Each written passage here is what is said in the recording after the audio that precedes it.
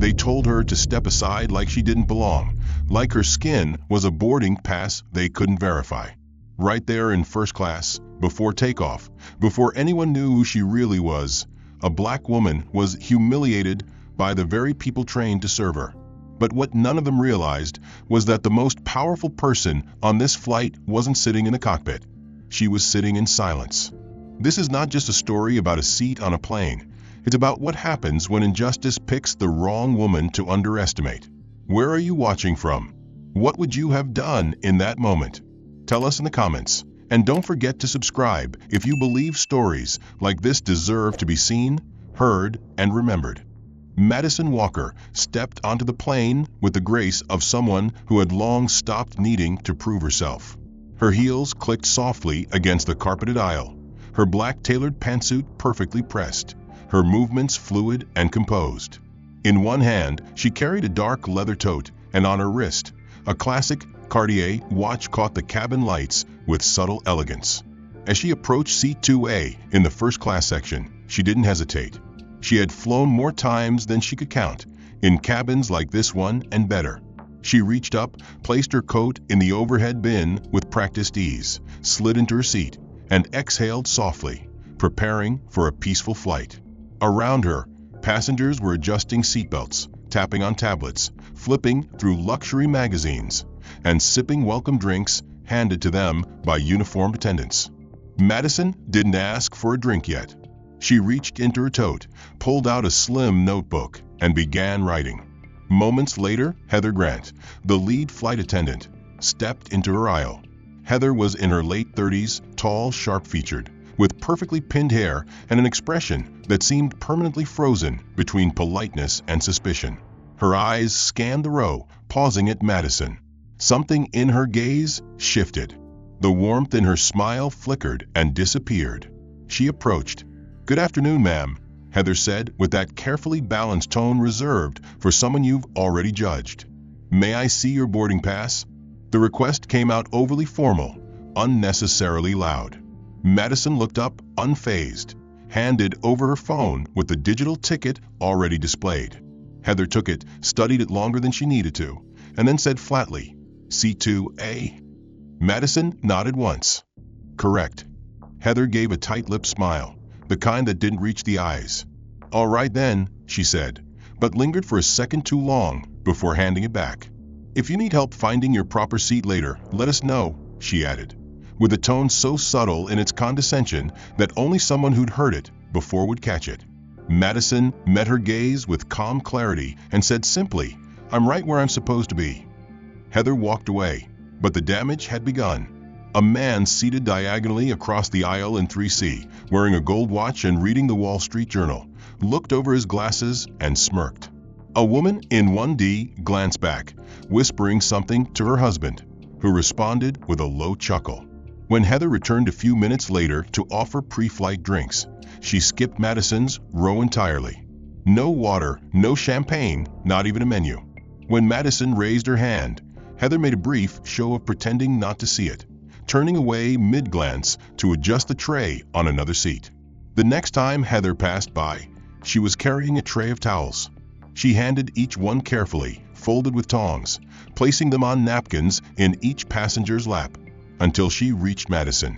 There, she dropped the towel barehanded directly on the tray table, without a napkin, without a word.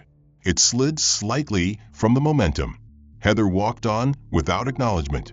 Madison picked up the towel, placed it aside, and resumed writing in her notebook. The flight was still grounded, the boarding door still open, yet already the air around her had thickened, not from altitude, but from quiet, deliberate alienation. Across the aisle, a passenger called out, "Excuse me, miss, do you have a drink menu?" Heather spun immediately, walked over, and engaged with a bright smile. "Of course, sir." Her voice softened, her posture relaxed. She laughed at his awkward joke. When she turned again, she glanced at Madison, and just for a second, her smile faltered into something smug. Madison didn't flinch. She'd seen this pattern before. First came the doubt. Then came the devaluation. If you didn't shrink, they escalated. It was predictable. It was exhausting. but she'd learned not to react on their terms. Not yet. She reached down and pulled out a small, embossed leather folder from her tote. When she placed it gently on her lap, the man in 3CS eyes drifted to it, then quickly away. The initials M.W. were pressed in gold. She opened it and flipped slowly through a set of business cards, contracts, and a glossy black security clearance tag tucked into the inner pocket. She didn't flash it. She didn't need to. She just left it open, resting in her lap. And she kept writing. Heather came back again. This time, she leaned slightly over the aisle and said, voice light but cutting, "We do ask that certain types of perfume not be worn in confined cabins. It's a shared air environment." Madison didn't look up. "Noted," she replied. Her tone was calm, controlled. A few seats back, someone snickered. Heather glanced in that direction, smiled, then moved on. It had only been 10 minutes since Madison sat down. And already, the message had been delivered. She wasn't welcome. Not in words, they were too careful for that, but in glances, omissions, smirks, and gestures. It wasn't that they didn't know who she was. It was that they assumed she was no one. As the aircraft doors sealed and the captain's voice drifted through the intercom with a standard greeting, Madison kept her gaze steady on the pages of her notebook, though she wasn't writing anymore. She was listening. She could hear the way the voices shifted near the galley, just out of view. The tone wasn't casual. It was clipped, coded, low enough to exclude her, but purposeful enough to make sure she sensed it. Heather stood near the drink station with 2 other flight attendants, Lindsay and Marla, both younger, both still learning the silent hierarchies of power in the air. Heather, with the ease of someone used to leading by innuendo, leaned closer and muttered just loud enough, "We would have to keep an eye on 2A. She's already got that attitude." Lindsay glanced toward Madison's seat, then quickly looked away. "What kind of attitude?" she asked, trying to sound neutral. Heather smirked. "The kind that walks and dressed to impress, but ready to complain if her champagne isn't cold enough." Marla chuckled nervously and said, "Let's hope she doesn't start filming things. You know how they are lately."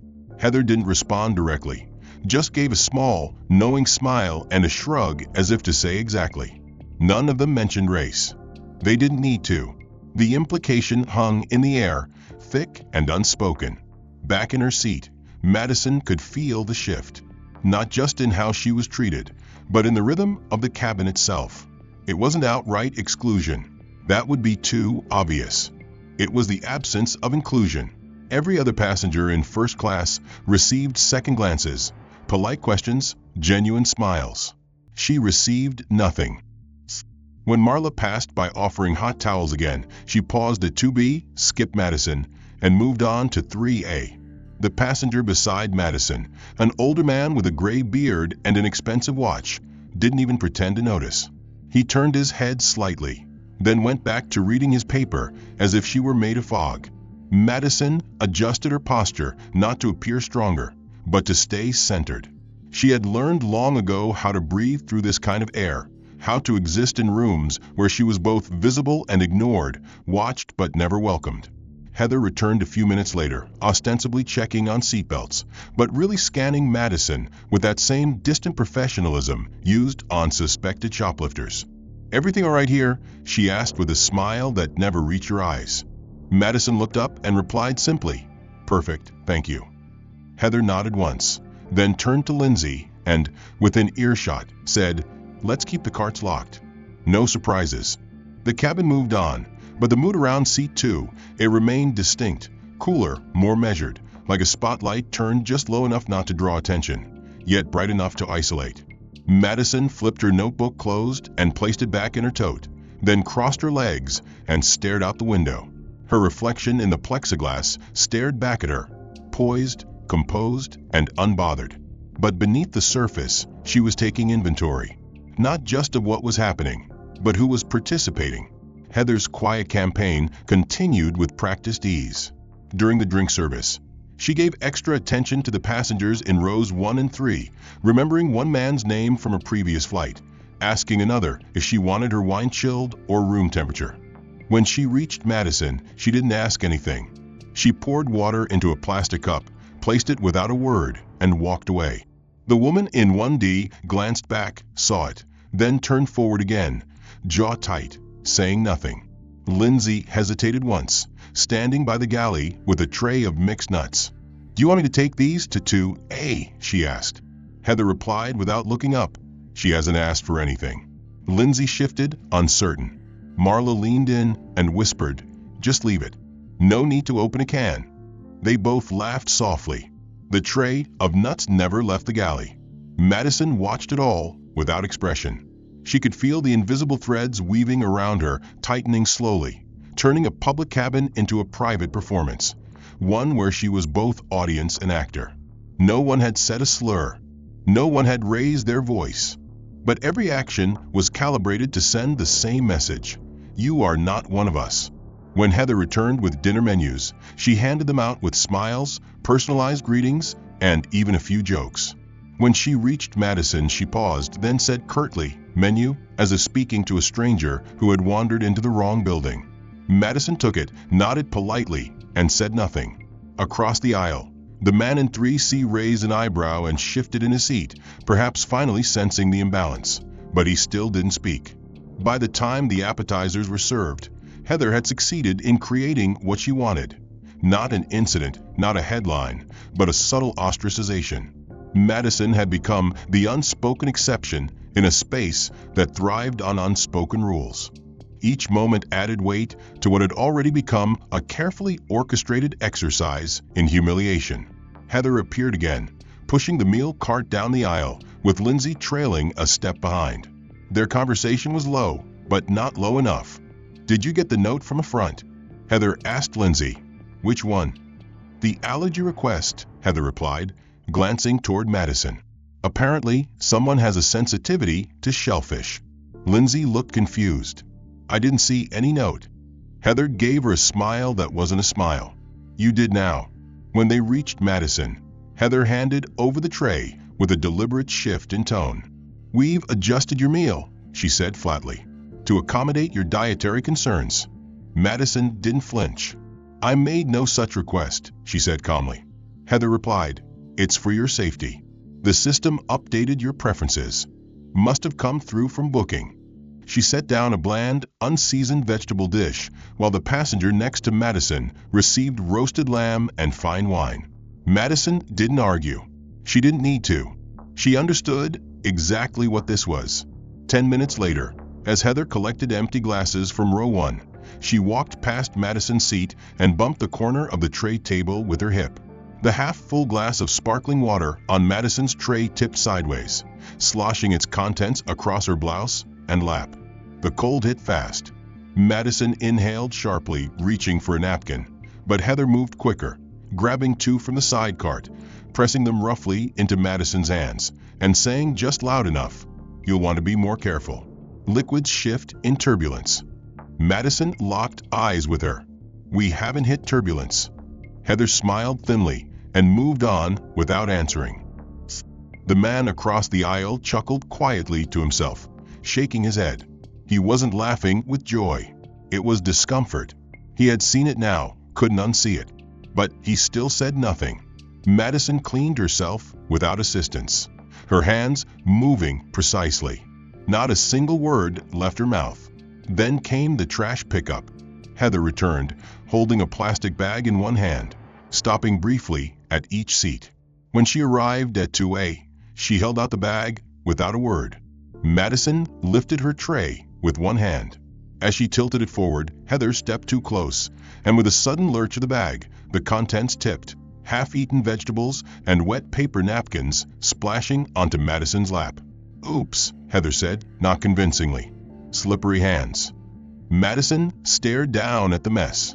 Her jaw was tight now, her nostrils flared for half a second. But then she straightened the tray, wiped her fingers, and handed it over. "It's fine," she said. Her voice was level, but her eyes were steel. Heather nodded and turned away, but her smirk was visible even in profile. Madison shifted slightly, her blouse damp, the cloth clinging to her ribs. The cool air in the cabin now felt like ice, but she didn't reach for a blanket. She wasn't going to hide behind fabric. Instead, she sat taller, more visibly calm, the kind of calm that makes people nervous. Lindsay returned 5 minutes later with a clipboard. "Sorry to interrupt," she said gently. "We're doing a random security verification check for passengers seated near the forward cabin." Madison looked at her directly. "Security verification?" Lindsay nodded. "It's a routine compliance audit. We just need to confirm identity." Madison raised an eyebrow. "Are you verifying anyone else in this row?" Lindsay hesitated. "It's a randomized process," she replied. Heather stood a few feet behind her, watching like a hawk. Madison reached into her tote, pulled out her ID, not her regular one, but the executive security clearance issued by the Department of Transportation, stamped with gold foil and a tracking chip embedded into the corner. She held it out wordlessly. Lindsay accepted it with both hands, eyes widening slightly as she scanned the insignia. "I thank you," she murmured, suddenly more careful. Madison watched her reaction with detached focus. "Let me know if you need to verify the system's randomness with corporate," she said. Lindsay didn't respond. She turned and walked away quickly, back toward Heather, whose expression had shifted from smug to cautious. The brief silence that followed was the kind that signaled something had cracked, not loudly, not completely, but noticeably. A few passengers were now fully engaged. One woman across the aisle whispered to her husband. That was intentional. The husband nodded slowly, his eyes on Madison, not in pity, but in recognition. Heather had crossed several lines already, but there was always one more boundary for people like her to test, especially when no one had stopped her yet. And so she pushed further, because silence, to someone like Heather, didn't mean strength. It meant submission. As the dinner trays were being cleared, Heather returned with a fresh kind of malice barely masked under routine. This time, she didn't speak to Madison at all.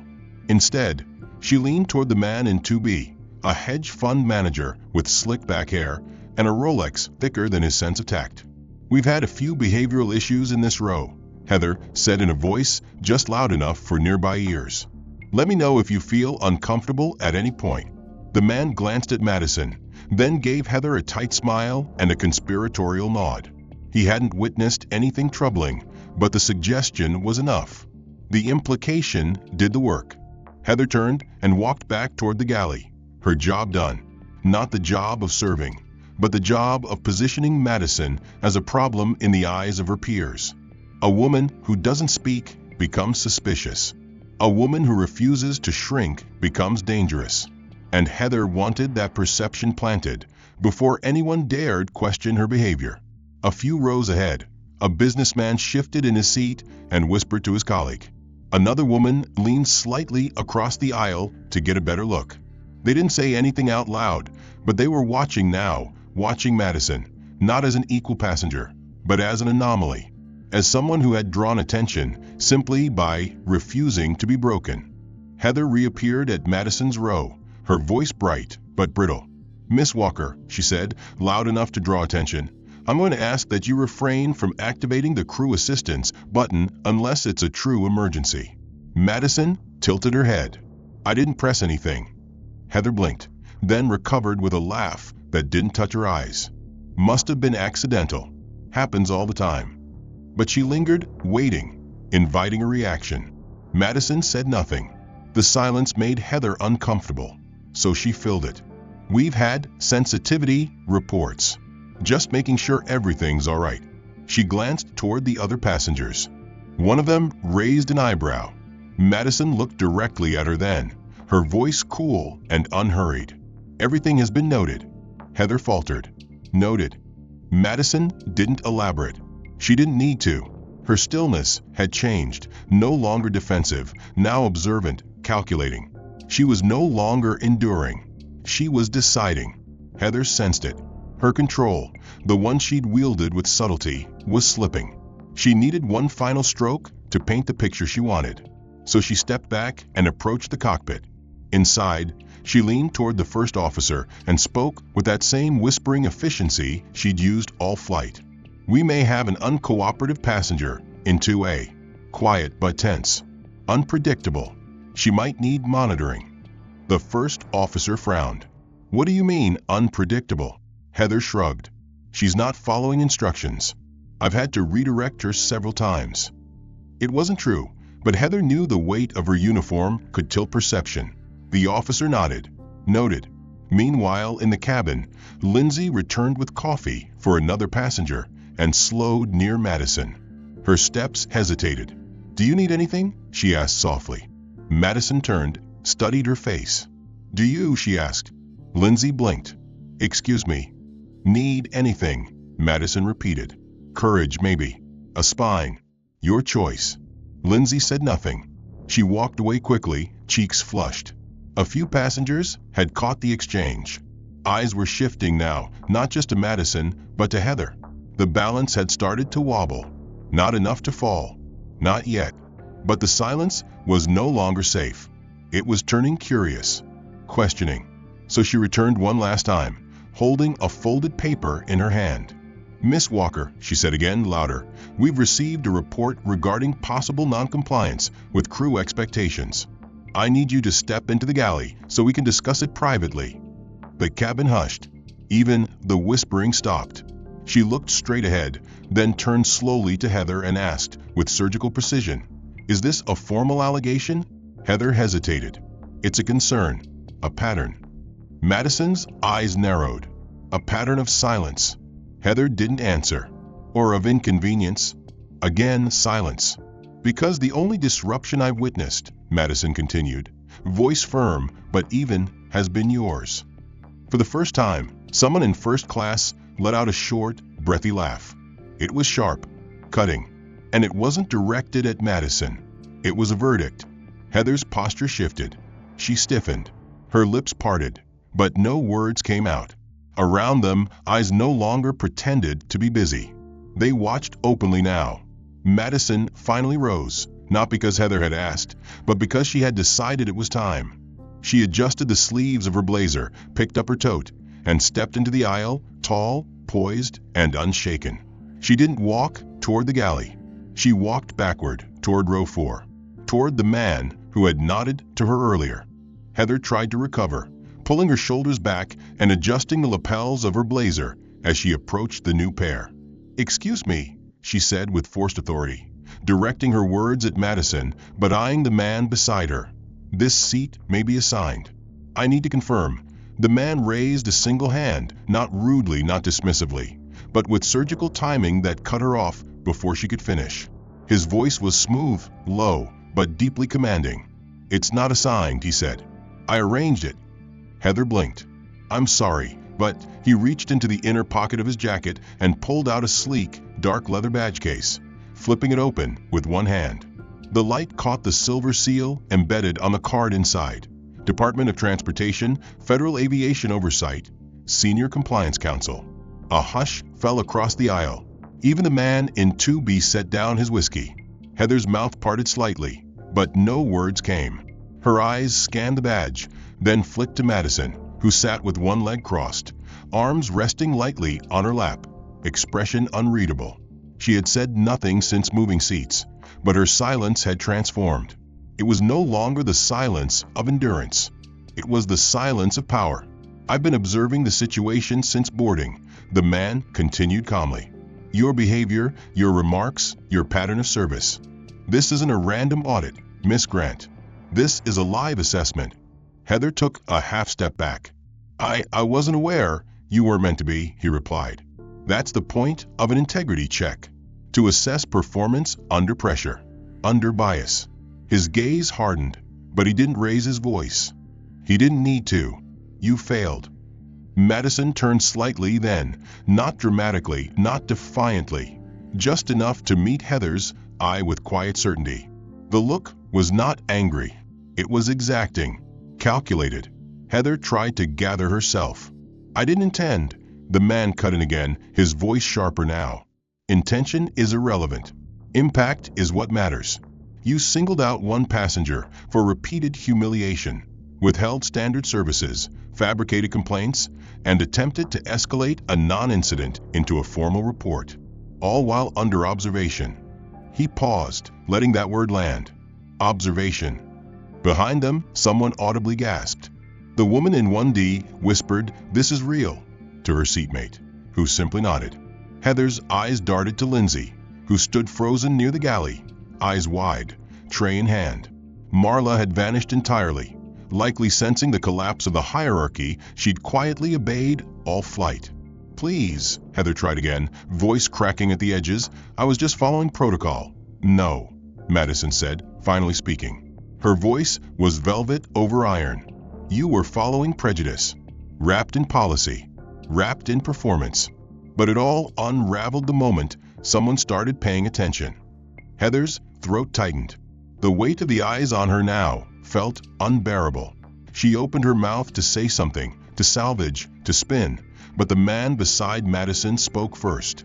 "As of now, you are relieved of in-flight leadership duties. You will remain behind the curtain until landing. Do not interact with any passenger unless instructed." His words cut through the cabin like a gavel. "The captain has already been informed. This aircraft is under compliance hold upon arrival." Heather staggered back a step, nodding slowly, her face flushed, breathing shallow. She turned and walked quickly toward the galley, nearly bumping into Lindsay, who stepped aside without a word. Behind her, whispers began to circulate in low murmurs. For the first time, the passengers weren't whispering about Madison. They were whispering because of her. Madison leaned slightly toward the man beside her. "I thought you'd wait until touchdown," she said softly. He gave a slight smile. "I considered it," he replied. But she overplayed her hand. Madison nodded, her tone quiet but resolute. "They always do." Madison sat with regal stillness beside the man who had just appended Heather's flight plan. His presence alone had turned passive eyes into witnesses. Yet the room hadn't fully settled. Because while Heather had fallen, the passengers still hadn't grasped what, or more precisely, who, they were looking at. The man leaned back, calm, composed, pulling out a narrow folder from his side case. Inside was a sheaf of documents printed on letterhead none of them could see clearly, but Madison did not so much as glance at them. She didn't need to. Her attention, instead, was fixed forward, toward the passengers, the cabin, the stillness that begged to be broken. She uncrossed her legs, adjusted the hem of her blazer, and slowly stood. Her motion was unhurried, but commanding. One by one, heads turned. She didn't raise her voice. She didn't need to. She simply said, "Ladies and gentlemen, I apologize for the disruption." Her tone was smooth, controlled, yet it carried with it the weight of someone accustomed to rooms far more consequential than this aircraft. Across the aisle, a woman in her 50s instinctively straightened her spine. A younger man closed his laptop, eyes fully focused now. "I hadn't intended to speak today," Madison continued, "but I believe some clarity is warranted." She paused. "My name is Madison Elise Walker. I serve as Senior Executive Chair of Regulatory Oversight for 3 national carriers, including this one. I'm not only a frequent flyer, I am one of the board members who certifies the very service standards by which this crew is measured." Audible gasps escaped from at least 2 rows. Someone in 1A muttered, "Jesus Christ." Another man, in 3D, dropped his pen. Madison didn't smirk. She didn't bask in the reveal. She simply let the truth hang in the space that had once been filled with doubt. "You've all witnessed a failure of procedure," she said. "But more than that, you've witnessed a failure of principle." She turned slightly toward the curtain that concealed Heather. "And failures like that don't begin with policy. They begin with perception, with unchecked assumptions, with silence from those who know better." Her words hit with surgical precision. The same man who had earlier chuckled at her discomfort now kept his eyes down, cheeks flushed with shame. The woman in 1D shifted uncomfortably, visibly wrestling with guilt. "I'm not here to punish," Madison continued, her voice unwavering. "I'm here to observe, to document, and to correct." She glanced to the man beside her, who gave a subtle nod. "This aircraft has been flagged for compliance review for months. Today merely confirmed the necessity of that decision. In fact," she said, reaching into her tote and pulling out a slim black folder, "what you've all experienced today will be submitted as part of a formal case study, used to retrain senior flight leaders across multiple airlines." A few passengers murmured again, this time not in disbelief, but in recognition. This wasn't theater. This was reform in motion. But Madison wasn't done. She turned to face the cabin fully. And to those who watched what happened and chose silence, remember this moment. Not as an indictment, but as an invitation. An invitation to speak next time. To question, to challenge, to interrupt injustice while it's still forming. A younger flight attendant, standing near the front, lowered her head slightly, clearly moved. The first officer, who had stepped into the aisle at some point, remained frozen, hands clasped behind his back like a cadet before a commanding officer. "I'll be filing a full report when we land," Madison said, her voice still calm but sharper now, including documented behaviors, service deviations, and witness impressions. "If anyone here wishes to contribute a statement, a compliance officer will be available immediately upon arrival." She sat back down, not as a passenger reclaiming her space, but as a leader reclaiming control of a narrative long hijacked by convenience, bias, and cowardice. The cabin remained still. Even the ice in untouched drinks had melted. Beside her, the federal compliance officer gently closed his folder. "I think that covers it," he said quietly. Madison gave a faint nod, pulled out a business card, and placed it face up on her tray table. A stillness thickened the air, the kind that followed a courtroom verdict or the final line of a eulogy. It was no longer a flight. It was a reckoning. Lindsay, the junior flight attendant, remained frozen near the coffee cart. Her hands hovered above a tray of empty glasses, but she wasn't serving anyone now. Her eyes were fixed on the curtain behind which Heather had disappeared, the same curtain that had once symbolized authority, but now resembled a veil of shame. Madison's words echoed in her head, not just the ones about failure, but the ones about silence. Lindsay had been quiet, too quiet. She had stood next to Heather, passed along her orders, laughed softly at her jokes, and kept her head down when Madison was excluded. And now that the curtain had fallen, Lindsay wasn't just witnessing a downfall, she was inside it. Near row 3, Marla reappeared briefly from the galley, her face pale and uncertain. She stepped halfway into the cabin, looked around, and then stopped. Her body language betrayed her, arms folded, shoulders slightly turned, lips parted like she wanted to speak, but didn't. She was calculating. Not if Heather had done something wrong, she already knew the answer to that, but whether she could salvage her own position in the story before it reached the ground. Madison saw her, just once, a quick glance. Enough to let Marla know she was on the record now, too. In row 2B, the man with the Rolex, who had earlier nodded along with Heather's assumptions, now sat stone-faced, his paper folded tightly in his lap, unread. He shifted uncomfortably, as if the leather beneath him had suddenly become too warm. He reached for his drink, but didn't sip it. He had chuckled once, agreed once, watched silently for most of it, and now that silence clung to him like guilt. Madison didn't look at him again, but she didn't need to. He was already unraveling from the inside. A few rows ahead, the woman in 1D finally broke her posture. She leaned toward the aisle and softly spoke, not to Madison, but to the cabin. "I should have said something," she whispered.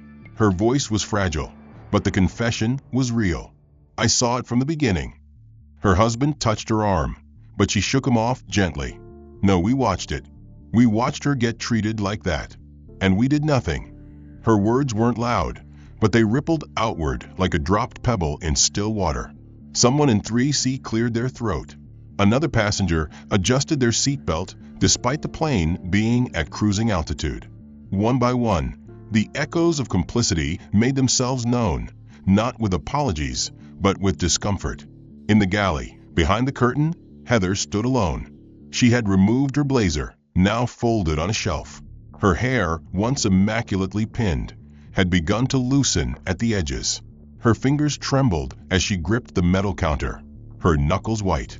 She could still hear Madison's voice, clear and unflinching, describing the exact sequence of behavior that would now be examined by people she'd never meet, people who would see only her actions, not her excuses. The world outside that curtain had shifted, and she was no longer at its center. She was its lesson. She turned slightly, hoping to find support in Lindsay's eyes across the galley. But Lindsay didn't look at her. Marla didn't speak. Even the captain had gone quiet over the intercom. Heather realized something she hadn't prepared for.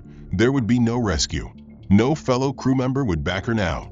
No one wanted their name attached to hers. She wasn't the leader anymore. She was the liability.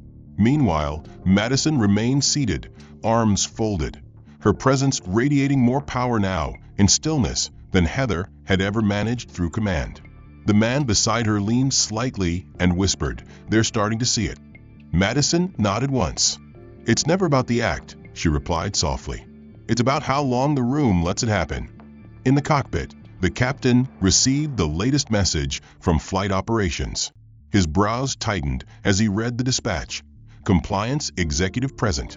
Final statement pending. Legal and HR representatives will meet upon arrival. Prepare crew for debrief. He didn't call Heather. He didn't call anyone. He simply acknowledged the order and began compiling his own report. Back in the cabin, more eyes drifted toward Madison. Not out of curiosity, but out of conscience. Passengers were no longer watching a woman they didn't understand. They were watching someone they had underestimated, and now couldn't forget. She had not demanded attention, but she had claimed accountability, and in doing so, exposed the silent contracts that people sign every day.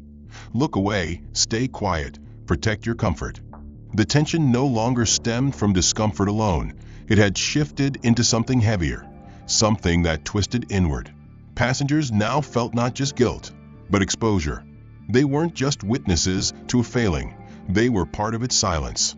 That realization, subtle yet brutal, began to manifest in unexpected ways. It began with a single voice. The man in seat 3C, the one who earlier had laughed under his breath when Heather demeaned Madison, now leaned slightly into the aisle. His posture was tight, his jaw clenched, but he finally spoke, not loudly, but just enough to be heard. "Miss Walker," he said, voice low, raw with friction. "I saw it happen. I should have said something. I didn't. I thought someone else would." He paused, searching for words, then added, "That was cowardly. I know that now." Madison didn't turn. She didn't nod. But the air seemed to respond, as if the cabin itself acknowledged what he'd said. The woman in 1D, who had whispered earlier, now leaned forward with more certainty. "It wasn't just her," she said, glancing briefly toward the curtain where Heather had vanished. "It was all of us. We saw something wrong and chose not to name it.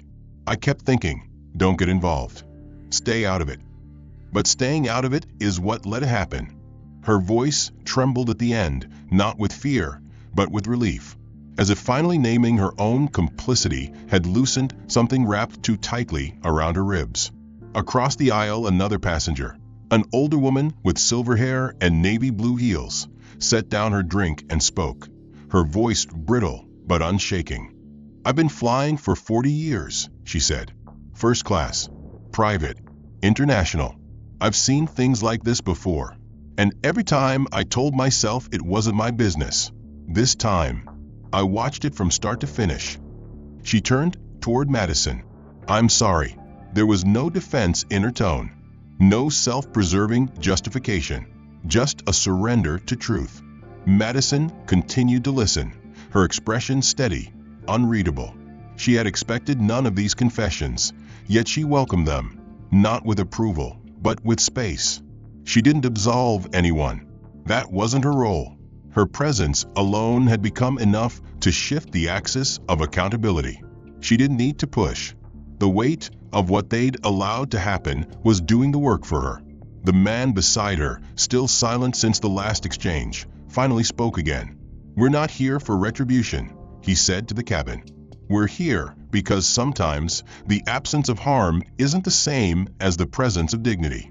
And you all saw the difference." His voice wasn't cold, but it wasn't forgiving either.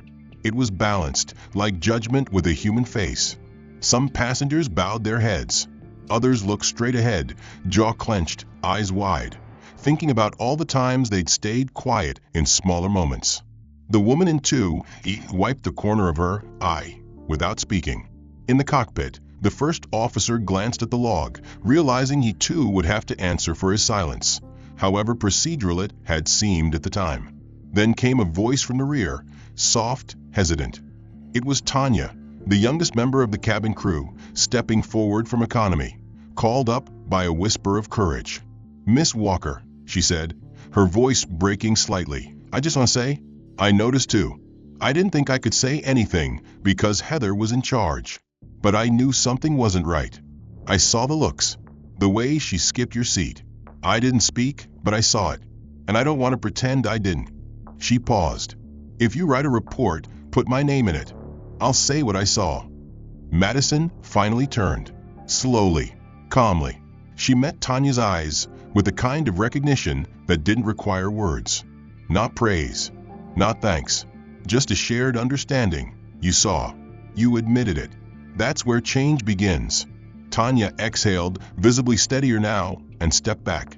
The voice from the cockpit came over the intercom just as the aircraft began its slow descent, the captain's tone calm, clipped, and unmistakably aware of the atmosphere behind the curtain. "Ladies and gentlemen, we'll be arriving shortly. Please return to your seats and ensure your belts are fastened." The words were standard, but to everyone in first class, they rang differently now, like the closing line of a chapter written in real time. Below them, the city stretched out beneath the clouds, unaware of the quiet reckoning gliding overhead. Inside the cabin, no one spoke. No one reached for a magazine. No one checked their phones. They waited, not for landing, but for what would follow. The man beside Madison retrieved a slim, matte black tablet and tapped a few keys. A secured document opened across the screen, already populated with timestamps, behavior logs, and observation notes. "The internal report is ready," he said, not to boast, not even to announce, just to confirm what they both knew was coming. Madison glanced at it briefly, then closed her eyes for a moment, breathing in slowly. "Send at the moment the wheels touch down," she said. "Loop in General Counsel, PR, and Flight Compliance." The man nodded once. "Already on Draft 3. Clean copy will be in their inbox before the brakes engage." Behind the curtain, Heather sat in the crew jump seat near the galley, back stiff against the wall. Her blazer remained folded on her lap, her badge clipped at an odd angle to her blouse, as if even the fabric was trying to distance itself from her name. Her hands were clasped too tightly.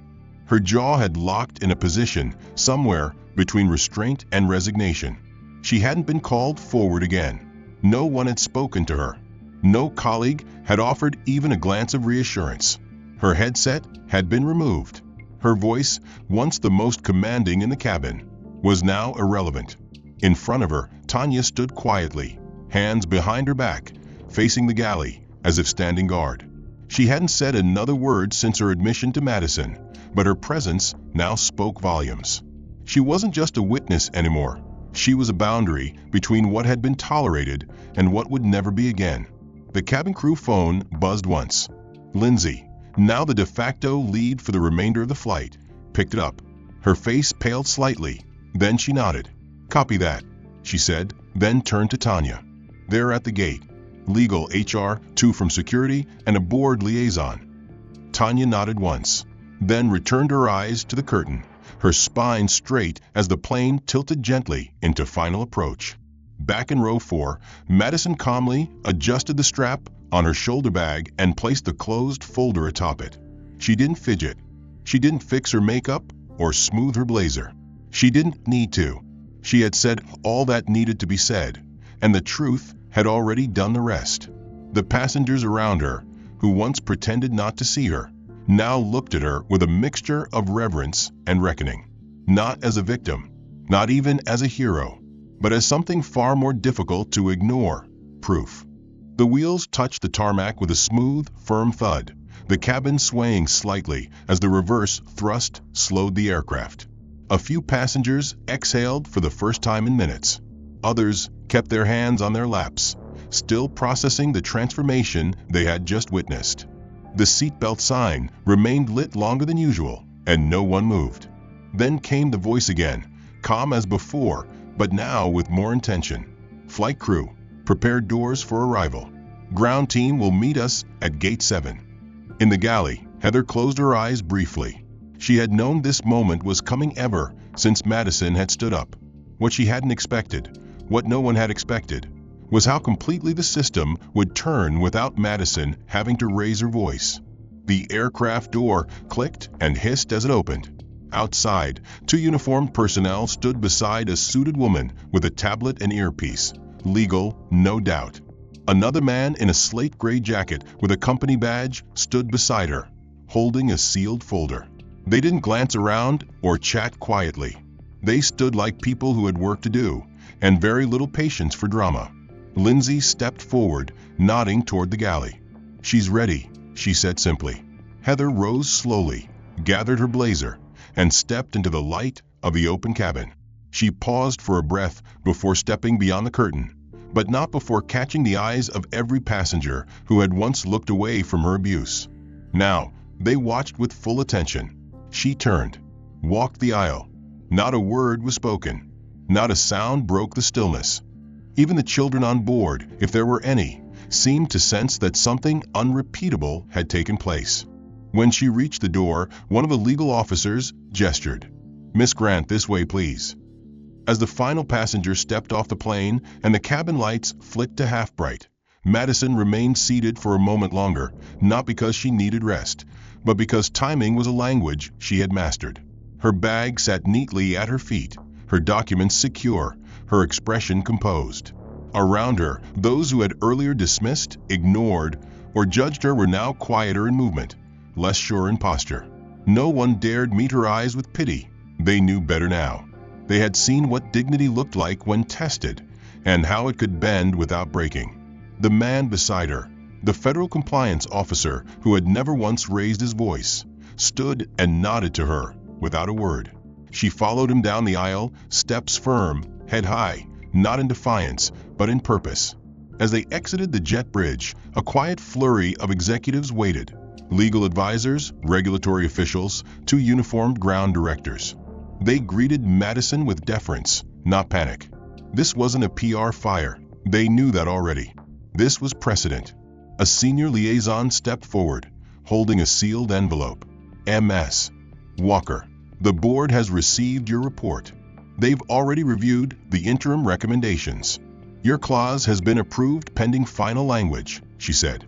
Madison accepted the document with a slight nod, glanced at the signature line, then tucked it into her bag. She didn't smile. She didn't need to. Beside her, Tanya exited last, blinking against the overhead lights, clearly unsure where to stand. Madison turned to her briefly. "You spoke," she said quietly. "That matters. Don't let anyone tell you otherwise." Tanya nodded, eyes full, words caught behind her teeth. Madison didn't wait for gratitude. She simply walked. Across the terminal, in a glass-walled conference room adjacent to the gate, Heather sat alone, her posture shrunken now, in a chair that seemed too big. Her badge had been surrendered. Her ID card had been cut. In front of her sat an HR representative, a legal observer, and a union advisor.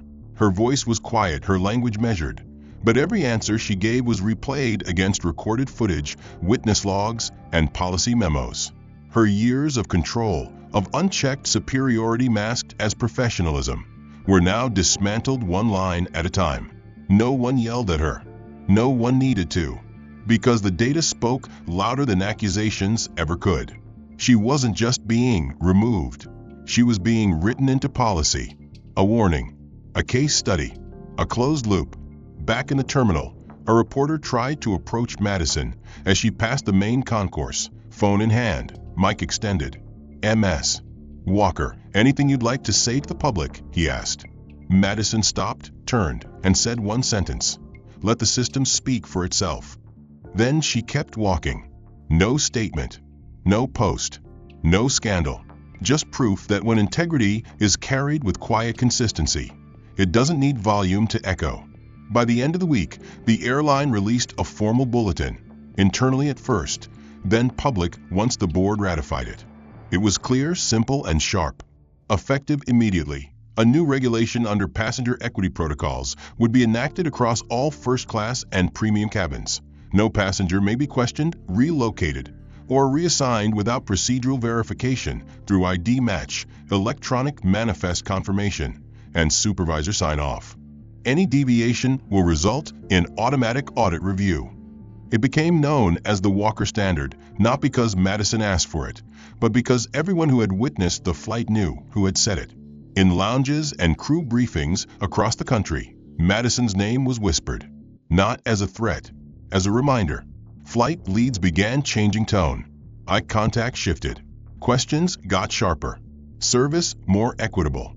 And passengers, those who once believed first class belonged to a certain kind of silence, now recognized that presence didn't require permission, and dignity never needed to be proven. Heather's case was quietly closed within 2 weeks.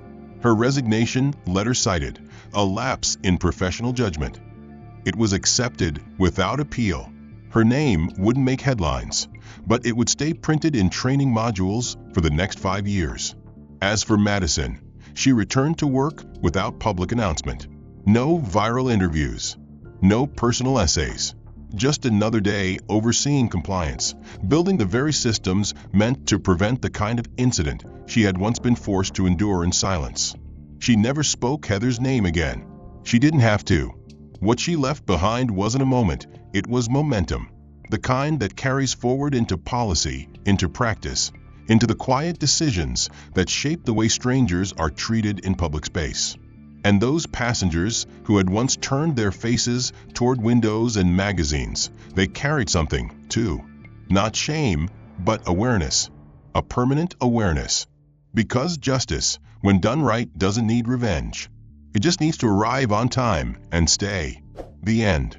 If this story moved you, consider subscribing for more powerful narratives that challenge injustice and reveal hidden truths. What part of the story impacted you the most? And where in the world are you watching from? Let us know in the comments. Your voice matters.